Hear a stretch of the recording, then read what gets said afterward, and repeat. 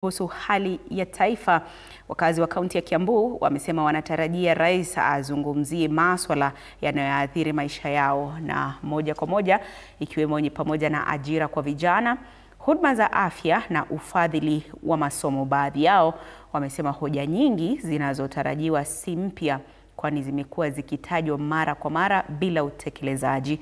Hata hivyo, wengine bado wanashikilia matumaini madogo kwamba hotuba ya leo inaweza kuleta mabadiliko ya kweli na kuboresha maisha ya wananchi.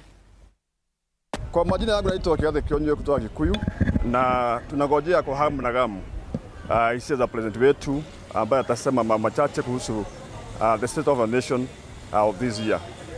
Na matarajio yetu makubwa ni ya juu ya kwamba bado tuko katika ile shimo ambao tumekuwa ndani yake.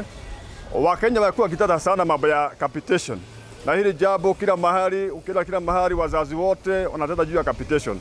Kuanzia mwaka ujao January, tumejua ya kwamba watoto wote ambao ni day scholars watazidi kulipa karo more than 20,000 Kenya shillings. Kwa hivyo ni lazima ajue ya kwamba mashinda ambao wazazi wengi wako nao ni mambo ya shule. Namba ya pili ni kwamba hali ya afya katika wananchi wa Kenya imezidi kudhoofika. Nataka tangaza ya kwamba hii ugonjwa wa saratani ama ugonjwa wa kansa iwe ni national disaster. Manake ugonjwa wa kansa kwa sasa hivi inaua zaidi ya watu wengi zaidi kushinda hata ugonjwa wote katika nchi ya Kenya. Kwa hivyo badilisha hii mambo ya system ya SHA, ndio watu waanze kulalamika kwamba mtu akingojeka hata akiingia katika hospitali kama akona bili ya 1 million analipiwa laki 100 peke yake. Tunataka ya kwamba magonjwa kama saratani iwe ni ugonjwa ambao serikali italipia 100% kwa sababu ni ugonjwa ambao inaua zaidi. Ya tatu ni kwamba mambo ya economic issues. Wakenya wetu hata wengine ambao ni wanalika hawajapata kazi. Wamesoma, wametapakaa kila mahali. Tunataka address mambo ya ukosaji wa kazi na maujira kwa watoto ambao wamesoma na vile wale ambao vile wamesoma wakiwa wakubwa. Kwa hivyo kuzingatia zile sheria, mambo kama ufisadi inaendelea kutiwa lawama na zile sekta ambazo zile organs ambazo zinachunguza mambo ya ufisadi.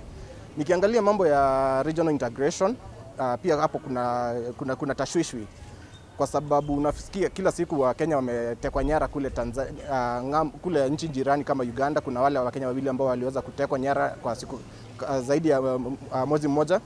Ukiangalia mambo ya uwiano kati ya Kenya na Tanzania bado uko chini, na ningetaka rais azungumzie kuhusu hayo.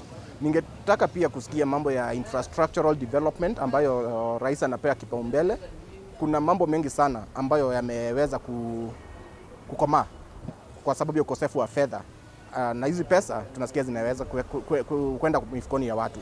Ameweza kukopa pesa mingi sana, zaidi ya trilioni 12, lakini tukiangalia mambo mengi hajaweza kutimizwa.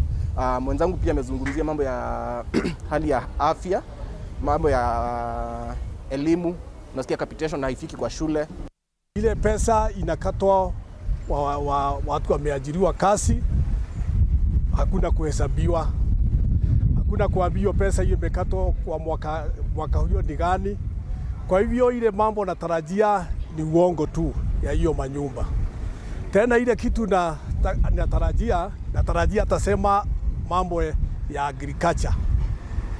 Na kama mimi ni mkulima wa kuku, niko na kuku, na ile kazi nafanya ni kazi ya bure tu, kwa sababu kama sina 5,000 kwa siku, hiyo kuku haezi kukula.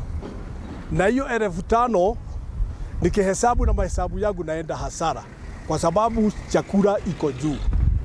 Ametudanganya ya kwamba mahindi iko sawasawa, lakini ukienda pale kununua chakula iko bei ya kali sana. Hivi ile kitu yenye tunajaribu tuone rais angejaribu mahasula. Hii serikali iliwekwa kwa niaba ya mahasla. Kwa hivyo hasla anafaa asikie ile kuwa government inasikiza ground, sababu hii serikali iliwekwa na ground. Kwa hivyo rais ajaribu serikali yake ikuwe pamoja na ground. Wanajaribu lakini wajaribu zaidi. Ile kitu atasema yale mambo ambayo ametenda, na yeye hajakamilisha atakuja kukamilisha. Ndio atatilia kipaumbele katika siku ya mbele, kama watoto kuwapeleka kazi, masomo vile sasa imeenda juu. Hakuna wazazi hata hawana fees, wanafukuzwa shule, hata hao wa university bado wako na shida.